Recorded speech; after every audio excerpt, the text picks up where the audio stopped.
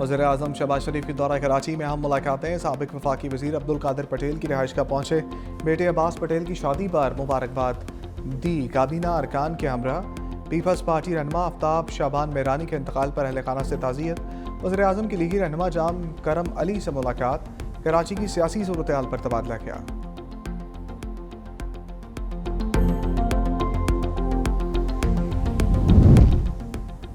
सदर मुमलिकत से नए तैनात होने वाले गैर मुल्की सफ़ीरों की मुलाकात। 4 ममालिक के सफ़ीरों ने अपनी असनाद सफारिश खाने को पेश की। ऐवान सदर आमद पर गैर मुल्की सफ़ीरों को पाक अफवाज के चाको चौबंद दस्ते ने गार्ड ऑफ ऑनर पेश किया। सदर आसिफ अली जरदारी से ऑस्ट्रेलिया के हाई कमिश्नर टिम केन, मॉरिशस के हाई कमिश्नर मंसूर करीम बख्श ने भी मुलाकात की। डेनमार्क के सफ़ीर माया मॉर्टेनस और UAE के सफ़ीर सालिम मोहम्मद सालिम ने मुलाकात की।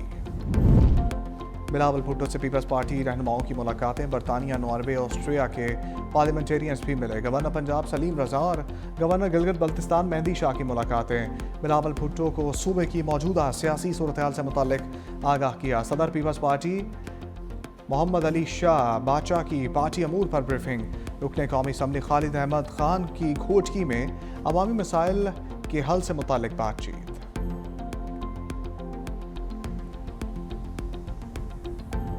पाकिस्तान मुखालिफ हसीना का भयानक अंजाम। बांग्लादेशी अदालत का साबिक वज़ीर आज़म को सजाए मौत का हुक्म। इंटरनेशनल क्राइम्स ट्राइब्यूनल के जस्टिस मोहम्मद गुलाम मुर्तज़ा की सरबराही में 3 रुकनी बेंच ने दायर मुकदमात पर फैसला सुना दिया।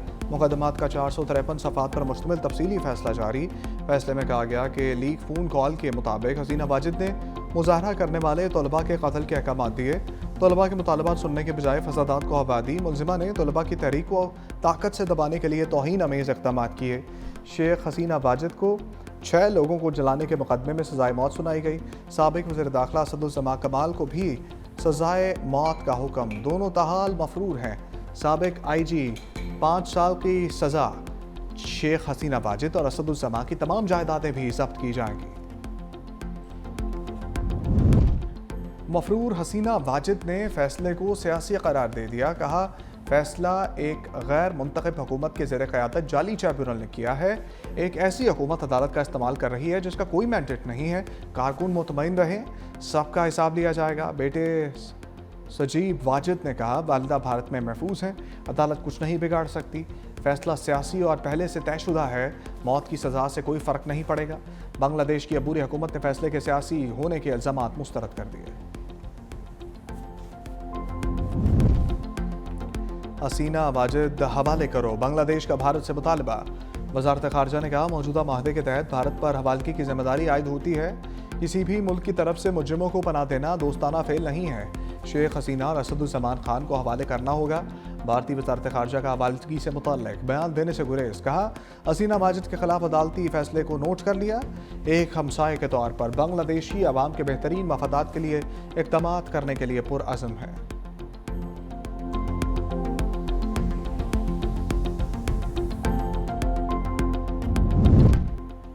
बरतानवी शहरियत के ख्वाहिशमंद अफराद के लिए बुरी खबर। मुस्तकिल रहाइश के लिए 20 साल इंतज़ार करना होगा।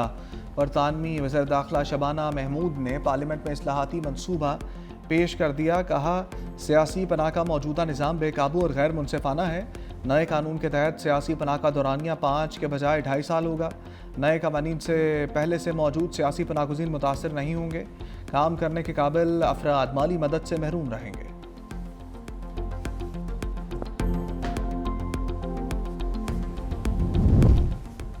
हम दुश्मनों का किस्सा तमाम। डेरा इस्माइल खान में सिक्योरिटी फोर्सेस का एक्शन। 10 दहशतगर्द हलाक। सिक्योरिटी ज़राए के मुताबिक 16 नवंबर को तहसील कलाची में intelligence based operation.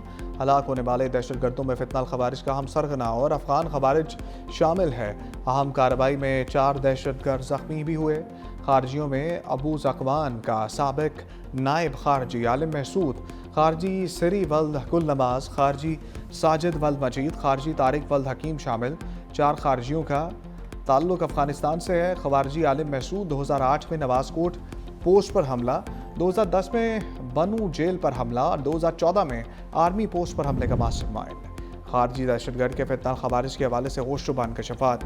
Ehsanullah Mehsud ने कहा, कमांडर बदरी, कमांडर मुश्ताक, कमांडर गरनेज और कमांडर इस्लामुद्दीन के लिए 3 साल तक सोलतकारी करता रहा।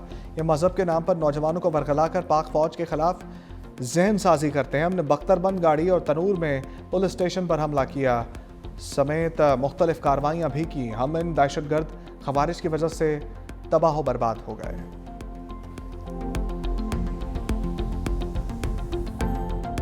28वीं तरमीम जो है तो उसके ऊपर बहस जारी है और उस बहस के नतीजे में अगर कोई कंसेंसस होता है तो कंसेंसस के बाद जो है वो 28वीं तरमीम लाई जा सकती है। एक जज को ये ज़ेब नहीं देता कि वो इस किस्म के सियासी एहतजाज में खुद को जो है वो मुलव्वस करे।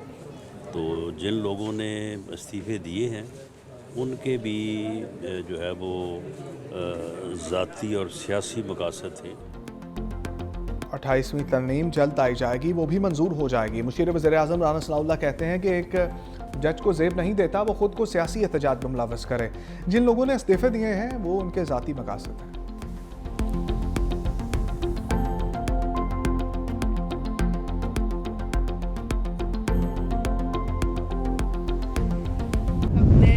एक जुबान होकर MQM के इस आईनी तरमीम को 27वीं आईनी तरमीम के साथ लाने की हिमायत की। स्टैंडिंग कमेटी में जो बिल या 27वीं आईनी तरमीम की जहां पर डिस्कशन हो रही थी, जहां पर बहस हो रही थी, हमने वहां पर अपना मुकदमा जीत लिया। वहां पर हमारे पास नंबर ज्यादा थे, लेकिन हम इल्जाम भी नहीं लगा रहे, हम बात कर रहे हैं। पाकिस्तान पीपल्स पार्टी इस बिल को इस 27वीं तरमीम में सपोर्ट करने के लिए तैयार नहीं थी। पीपल्स पार्टी की मुखालफत की वजह से 27वीं तरमीम में हमारे बिल को शामिल नहीं किया गया। वफाकी वज़ीर मुस्तफ़ा कमाल का इल्ज़ाम। तकरीब से खिताब में कहा, बल्दियाती निज़ाम से मुताल्लिक MQM की तरमीम आइंदा महीनों में आएगी और मंजूर भी होगी। 27वीं तरमीम की हिमायत के बदले वजारतें ले सकते थे, लेकिन MQM ने आने वाली नस्लों के मसाइल का आइनी हल पेश किया। तमाम जमातों के पास गए, उनके साथ मुकालमा किया। वफाकी हुकूमत ने हमसे अपील की थी कि अभी इस मामले को रोक दें। हमारे बिल की हिमायत करने पर तमाम जमातों के शुक्रगुजार हैं।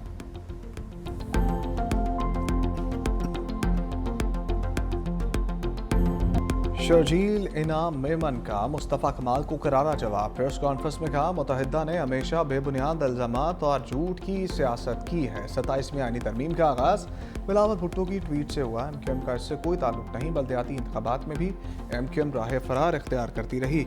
अब नए सूबों का नारा मुर्दा सियासत को जिंदा करने की कोशिश है। वज़ीर बल्दियात नासिर हुसैन शाह बोले, कराची का इंफ्रास्ट्रक्चर बतदरीज बेहतर हो रहा है। गली मोहल्लों की बेहतरी के लिए भी इक़दाम जारी है।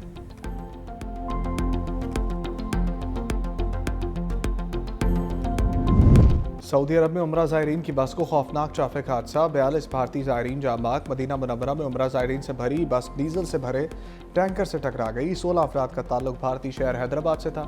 एक शख्स मुआवजाना तौर पर बच गया।